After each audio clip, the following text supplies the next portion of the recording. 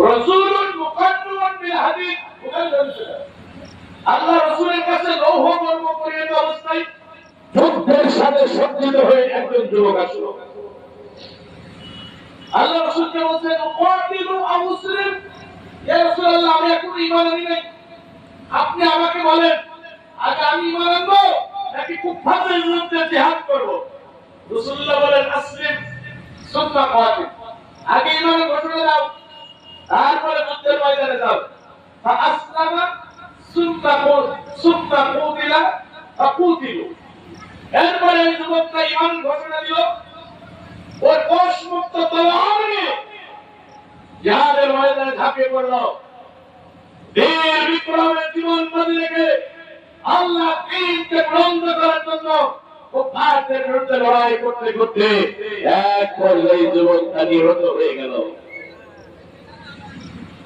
এই যুবকের নিহত হওয়ার সংবাদ যখন রাসূলের কাছে আসলো, আল্লাহ রাসূল এই যুবকের ব্যাপারে একটা বক্তব্য দিলেন। কি বললেন? আমিলা কলিলান ওয়া উযিরা কাসীরা। হে যুবক, তুমি আমল করেছো খুবই কম, কিন্তু প্রতিদান পেয়েছো অনেক বেশি। তোমার আমল নামে এক ওয়াক্ত নামাজ নাই, তুমি ঈমান এনেছো, এক ওয়াক্ত সালাত আদায় করার সুযোগ পাও নাই, ঈমান এনেছো রমজানে রোজা রাখার সুযোগ পাও নাই, ঈমান এনেছো 10 টাকা আল্লাহর পথে দান করার সুযোগ তুমি পাও নাই, ঈমান এনেছো সকাল সন্ধ্যা জিকির করার সুযোগ তোমার হয় নাই। তোমার পুঁজি কেবল ঈমান, কেবল ঈমান, কেবল ঈমান। আমি রাসূল বলছি, আমল কম কিন্তু প্রতিদান পেয়েছো অনেক বেশি। এজন্য ঈমানের গুরুত্ব যারা বুঝেছে, আমার প্রাণপ্রিয় মুসলমান ভাই বোনেরা শুনেন, ঈমানের গুরুত্ব যারা বুঝেছে, ঈমানের জন্য দুনিয়ার ইমানদারেরা ঘর ছেড়েছে, বাড়ি ছেড়েছে, মাতৃভূমি থেকে বিতাড়িত হয়েছে, মিথ্যা মামলায় জেলখানায় অন্ধ প্রকাশ নেই, বছরের পর বছর বন্দী কারারুদ্ধ গণতন্ত্র জীবন যাপন করেছে। দুনিয়ার ইমানদারেরা ঈমানের জন্য ফাঁসির মঞ্চে দাঁড়িয়ে আস্তে আস্তে জীবনের জায়গা নিয়েছে।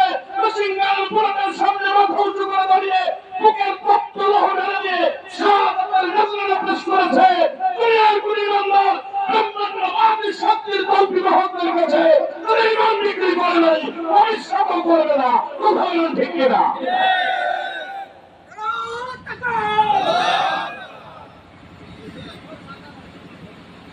সব হারাতে পারি, আমরা ঈমান হারাতে পারি না। এই মধ্যে আমার নাম আমি তাহলে পালেও তুমি হবে না। আসলে ভাই স্পষ্ট দিক নির্দেশন আছে কোরআন। ফালা নুকাইমু লাহুম ইয়াওমাল কিয়ামাতি ওয়াজনা। কিয়ামতের ময়দানে বেঈমানদের আমলনামা মিজানের পাল্লায় ওজন দেয়া হবে না। বেঈমানরা যখন নেক আমল করবে কেন, তাদের নেক আমল আল্লাহর দরবারে গ্রহণযোগ্য হবে। কি হবে সেটা? অনেক বেঈমান যারা ঈমান আনে নাই, তারা ভালো কাজ করে না? করে তো। তাদের এই নেক আমল কি হবে? আল্লাহ বলেন, وَقَدِمْنَا إِلَى مَا عَمِلُوا مِنْ عَمَلٍ فَجَعَلْنَاهُ هَبَاءً مَنثُورًا। এটা নেক আমল আমি আল্লাহ পথের ধুলা বানিয়ে বাতাসে মিশিয়ে দেব। একটা দৃষ্টান্ত দিলে বুঝবেন। একজন ব্যক্তি ঈমান এনেছে, ঈমানের মান ধরে নিয়ে, ঈমানের মান কত? তাহলে বলেন না কেন? আর নেক আমলের মান ধরেন 0। একের পাশে একটা 0 বসান, একের মান কত?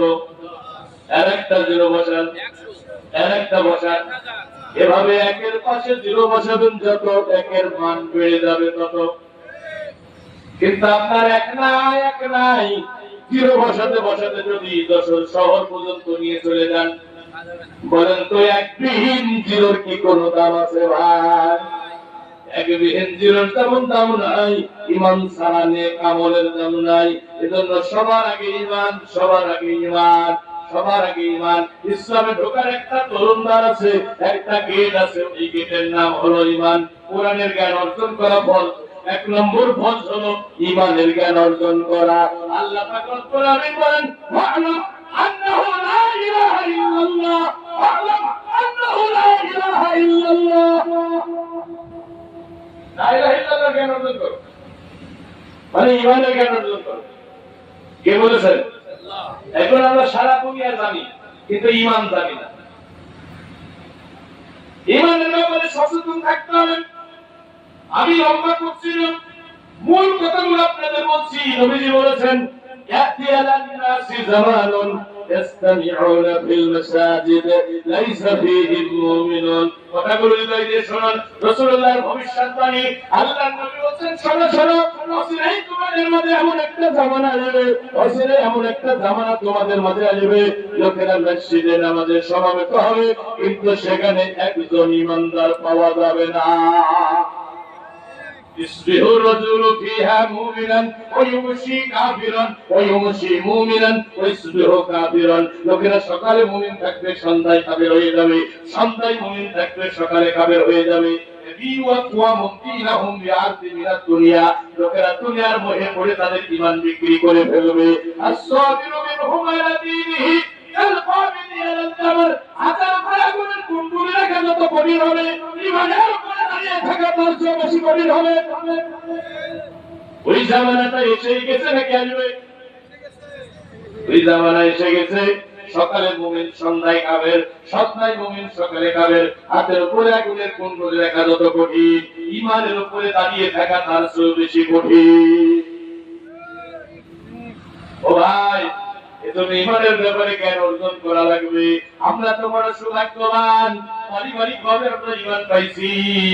ঈমানের জন্য বেলালের মতো পরীক্ষা দেয়া লাগে নাই, ঈমানের জন্য সুমাইয়ার মতো জীবন উৎসর্গ করা লাগে নাই, ঈমানের জন্য আসিয়ার মতো জীবন কুরবানি করা লাগে নাই, ঈমানের জন্য ইয়াসারের মতো জীবন বিখণ্ডিত হওয়া লাগে নাই। পারিবারিক ভাবে আমরা ঈমান পেয়েছি, এজন্য আমাদের কাছে ঈমানের গুরুত্ব নাই।